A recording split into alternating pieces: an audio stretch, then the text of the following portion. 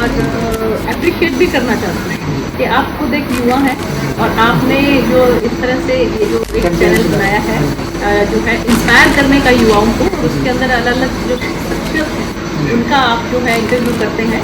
मैंने 2014 के अंदर इनकम टैक्स में मैं IRS ऑफिसर थी। मैंने वहाँ से IRS लेने के बाद मैंने राजनीति में प्रवेश किया। क्योंकि ना आपने ये देखा होगा कि मैं जो है वो स्पीकर साहब से कई बार तो जो है वो रिक्वेस्ट करके लड़ाई कहते कि नहीं मुझे आप 2 मिनट और दीजिए।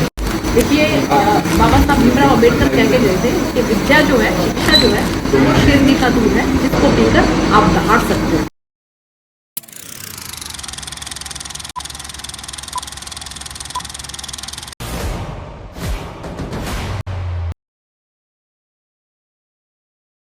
नमस्कार दोस्तों, स्वागत है आपका इंस्पिरेशनल स्टेप्स के अंदर। दोस्तों आज का यह पॉडकास्ट, यह इंटरव्यू बहुत ही मोटिवेशनल और प्रेरणादायक रहने वाला है, क्योंकि आज हमारे साथ हैं मिसेस सुनीता दुग्गल।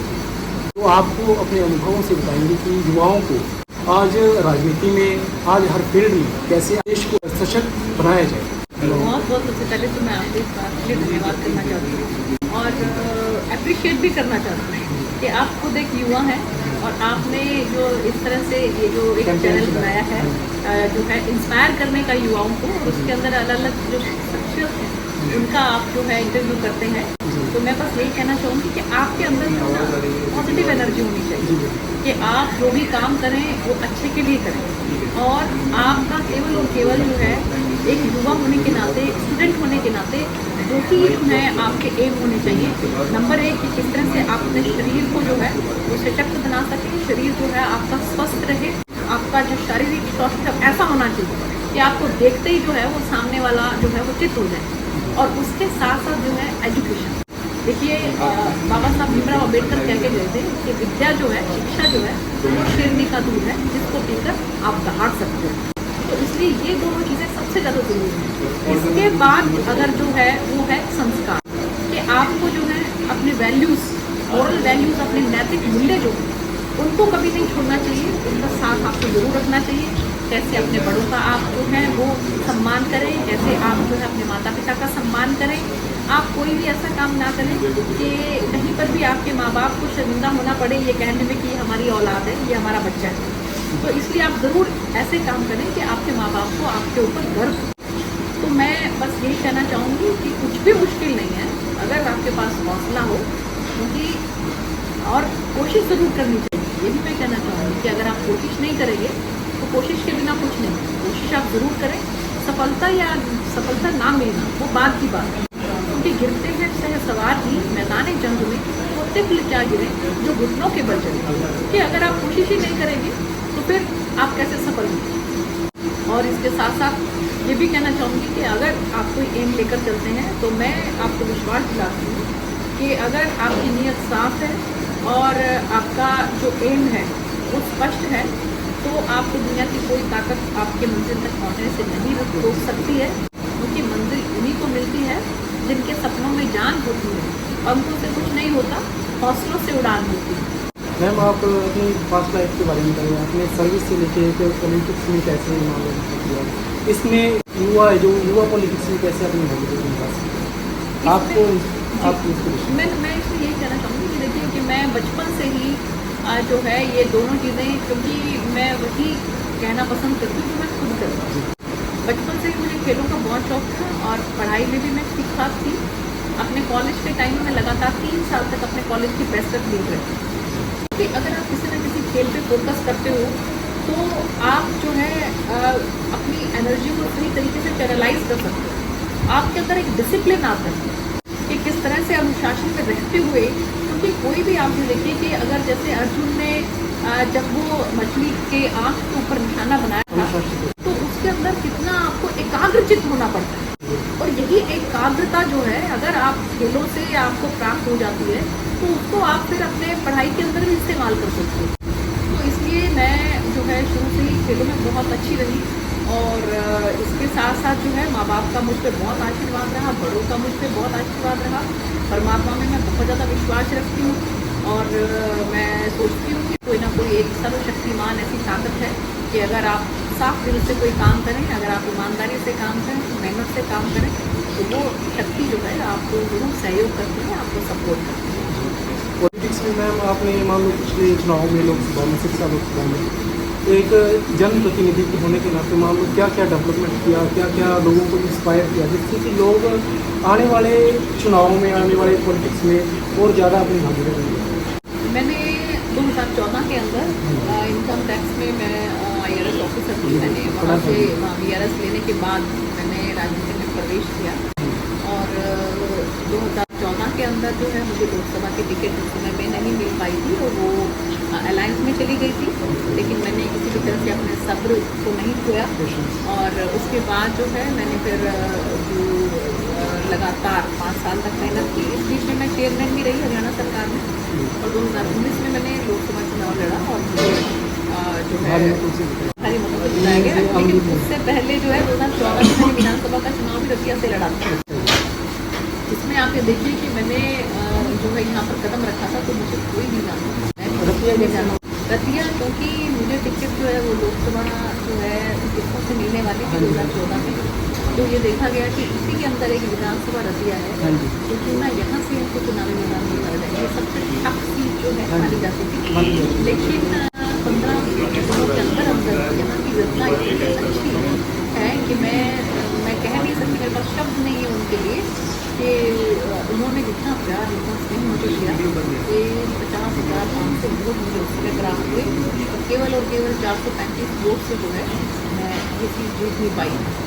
और जी, लेकिन 2019 के अंदर जो है वो कमी पूरी हुई और जनता ने खूब प्यार दिया और 3,30,000 से मैंने ये चीज़ जीती और सांसद बन के मैंने पूर्ण तरीके से इस इलाके की आवाज़ को पार्लियामेंट के अंदर बुलंद किया। आज तक जितने भी सांसद हुए उन्होंने जितनी बात पार्लियामेंट में इस इलाके की रखी हो और मैंने अकेले में जितनी बात रखी है, अगर आप उससे कंपेयर कर लेंगे तो मेरा बेटा फिर भी भारी देखते थे हम मान लो संसद टी वी पे आपको। हाँ जी, मैं मान लो देखता हूँ, करंट अफेयर्स वगैरह देखता हूँ, तो मान लो डेली देखना होता है किसी सांसद को क्या मांग रख रखती है किसी एरिया की, इस लोकसभा क्षेत्र की, तो उसमें आपको दिखते थे। बल्कि ना आपने ये देखा होगा कि मैं जो है वो स्पीकर साहब से कई बार वो जो है वो रिक्वेस्ट करके लड़ाई करके कहती हूँ कि नहीं मुझे आप 2 मिनट और दीजिए। और इसके साथ साथ जो है कहीं नशे की जैसे जो बात है, वो नशे की बात के ऊपर भी जो है मुझे जब डिबेट में पार्टिसिपेट करना था 193 में, तो मैंने ये कहा कि जो है मुझे ज़रूर इसमें टाइम दीजिए आप, क्योंकि मेरे इलाके में ये बहुत ज़्यादा जो है इसका प्रचलन है। हाँ जी, हरियाणा पंजाब की साइड जी साथ लग गया ना। मैंने जो हमारी यहाँ पर जो हाईवे है, हाईवे के ऊपर कांगड़ का पुल है, तारखेड़ी का पुल है, रोकल का पुल है, दरियापुर का पुल है, ये पुल बनवाने के काम की पुल चौक जो है यहाँ पर पुली चौक कहा जाता था, धरना दे के लोग रहते हुए उस पुल को बनवाने का काम किया रिकॉर्ड टाइम के अंदर। और हम ट्रेन का हम लोग हिसाब से लेकर शिक्षा तक लेकर आए। कोटा की ट्रेन हमने शिक्षा से स्टार्ट करवाई, जो बच्चे पढ़ना चाहते हैं कोटा में जाकर लोगों को बहुत दिक्कत आती थी, लेकिन आपने अब उनके माँ बाप भी बहुत खुश हैं कि बच्चों को सिर्फ यहाँ से ही बैठा दे, तभी उनको तसल्ली हो जाती है। अब उनको साथ जाने की ज़रूरत नहीं है और बेचैनी नहीं रहती। और आप ये देखिए कि वहीं से ट्रेन स्टार्ट होती है, सिरसा से भी ट्रेन स्टार्ट होती है और सिरसा से ट्रेन स्टार्ट होकर और कोटा तक जाती है। वहाँ पर खाटू श्याम के दर्शन करने के लिए आम जनमानस जा सकते हैं, सालासर धाम के लिए जा सकते हैं। आपके कोहाना में इंटरसिटी ट्रेन एक थी, तो बहुत से लोग हमारे असली लोगों ने ये कहा कि जी जहाँ पर हम स्टूडेंट होते थे तब हम धरना देते थे, अकाल होते थे, इंटरसिटी ट्रेन ताकि बच्चों को जो दिल्ली जाने का आराम से मौका मिले। लेकिन जैसे हमारे बाल सफेद हो गए, लेकिन इंटरसिटी ट्रेन नहीं यहाँ पर रुकी। मैंने उस ट्रेन को वहाँ पर रुकवाने का काम किया। 5 रेलवे स्टेशन जो हैं, सिरसा का, डबवाली का, कालावाली का, नरवाना का, 5 रेलवे स्टेशन आज हमारे अमृत स्टेशन बन रहे हैं, उनकी कायाकल्प हो गई अगर आप जाकर पहले की तरह नहीं है, पहले की तरह नहीं है। तो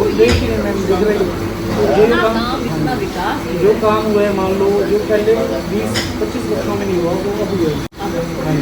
तो ये युवाओं को यही है, और एक युवाओं को जो है ये भी कहते हैं हमेशा अलर्ट रहो, हमेशा वेकन रहो।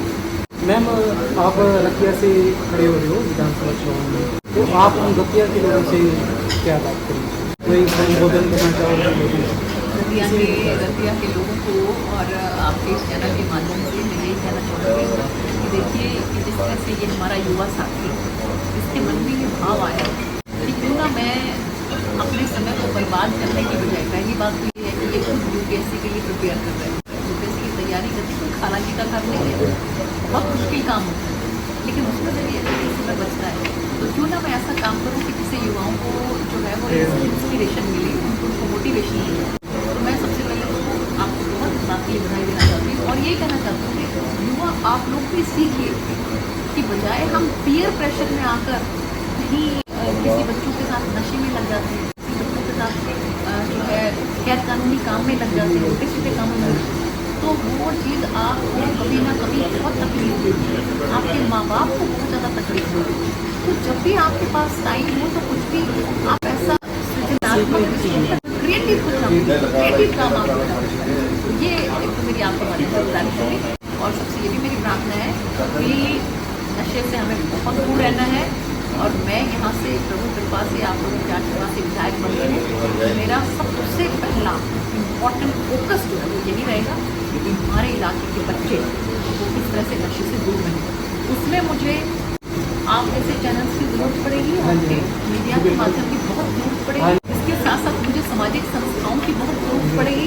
इसके साथ साथ मुझे उन माँ बाप की बहुत ज़रूरत पड़ेगी जिनके बच्चे इसमें जो है वो अब आ चुके हैं उनके, और इसके साथ साथ एडमिनिस्ट्रेशन को जो है उनको भी पूरा हम एक्टिव करके पूरा एडमिनिस्ट्रेशन को, प्रशासन को जो है उनकी भी पूरी सहायता लेकर हम किस तरह इस इलाके को दूर कर सके। मेरा प्रण है ये। और क्योंकि देखिए लोकसभा में आपके पास 9 विधानसभाएँ हैं और एक विधानसभा को संभालना मुझे लगता है कि छोटी विधानसभा तो बहुत ज़्यादा मुश्किल काम है अगर आप जो है ईमानदारी के साथ और मेहनत से काम करें। हमने तो लोकसभा के अंदर इतने काम किए इससे विधानसभा, तो इसको तो हम बिल्कुल जैसे एक माँ छोटे बच्चे को संभालती है, इसको तो हम ऐसा बना देंगे जैसे एक माँ एक छोटे बच्चे को संभालती है ना, बिल्कुल को हम ऐसे संभालेंगे। और मुझे पूरी उम्मीद है कि आप सबका योगदान जो है अपनी इस बहन के साथ, अपनी इस बेटी के साथ और जो छोटे बच्चे हैं जो कि मेरे बेटे के जैसे हैं, मेरी बेटियाँ के जैसे हैं, तो वो सब भी मेरा पूरा भरपूर मुझे सहयोग करेंगे और हम जो है एक मॉडल इस विधानसभा को हम बनाएंगे। धन्यवाद। तो दोस्तों आपने देखा किस प्रकार मैडम ने अपने अनुभव से अपने लोकसभा क्षेत्र के, अपने विधानसभा क्षेत्र के युवाओं को मार्गदर्शित किया, उनको एक रास्ता दिखाया। तो आपसे यही आशा है कि आप मैडम की एक बात को अपने दिलों दिमाग में डालेंगे। इसी के साथ विदा लेते हैं एक और अगले पॉडकास्ट के साथ। धन्यवाद।